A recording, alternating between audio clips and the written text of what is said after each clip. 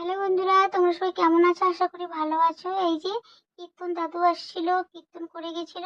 তো মেয়ে পয়সা দিতে এসেছিল। মেয়েকে বলছে কোন ক্লাসে পড়ো, কি বৃত্তান্ত সব জিজ্ঞাসা করছিল। তাই ভাবছিলাম একটু ভিডিও করছি। আমার মেয়ে বলছে একদম না, ওই যে হাত হাত দিয়ে খুশি মেরে চলে যাচ্ছে, ও ভিডিওর সামনে আসতে চায় না। তো চলো, আর এই যে আমাদের তো এখন কাজ হচ্ছে, তো প্রত্যেক দিন কাজ হতেই চলছে।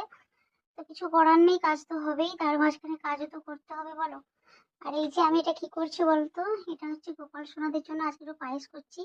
যেহেতু যে পয়লা বৈশাখ আর সংক্রান্তি, তো ভাবলাম চলো একটু গোপাল সোনাদের একটু ক্ষীরভোগ দেওয়াই যায়। আর এই যে আমি গোপাল সোনার কাছে চলে এসেছি। তো এই যে গোপাল সোনার এখন সমস্ত ড্রেস খুলে দেবো। বাড়িতে যখন থাকি গরমকাল যেহেতু, আমি না এইরকমই নর্মাল একটু হাতা কাটা জামা, একটু হালকা হুলকি পোশাক পরিয়ে রাখি। বেশি কিছু মানে পরি না, কারণ এইরকমই আমি একটু হালকা হুলকি পোশাক নিজেরাও পরি, আমার গোপাল সোনাকেও পরাই।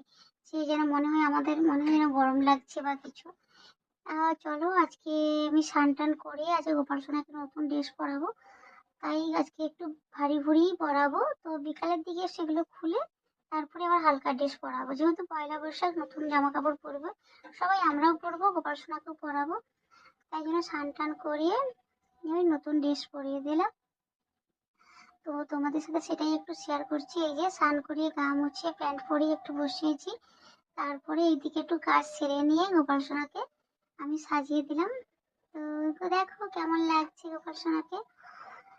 তো এই যে দেখো, আমাদের বাড়িতে দুটো গোপাল সোনা। তো তোমরা একটু জানাবে যে আমার গোপাল সোনাকে কেমন লাগছে। দেখো আমি অত সাজাতে পারি না, মোটামুটি আমি যেমন পারি ততটুকুই করার চেষ্টা করি। আর নিজের মনটা যেন খুব ভালো লাগে, তো আমি একটু সাজুগুজু করতে ভালোবাসি।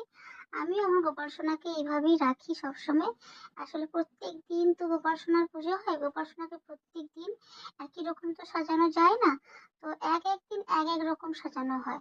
আজকে এক জামা, কালকে আরেক জামা, আর এই এইরকম করি আমরা।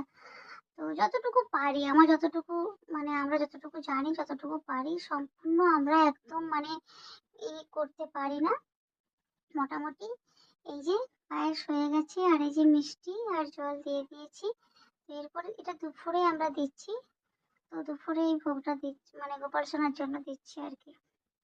তারপরে গোপাল সোনাকে ভোগ দিয়ে আরতি করে আমরা বেরিয়ে গেছিলাম ওখান থেকে।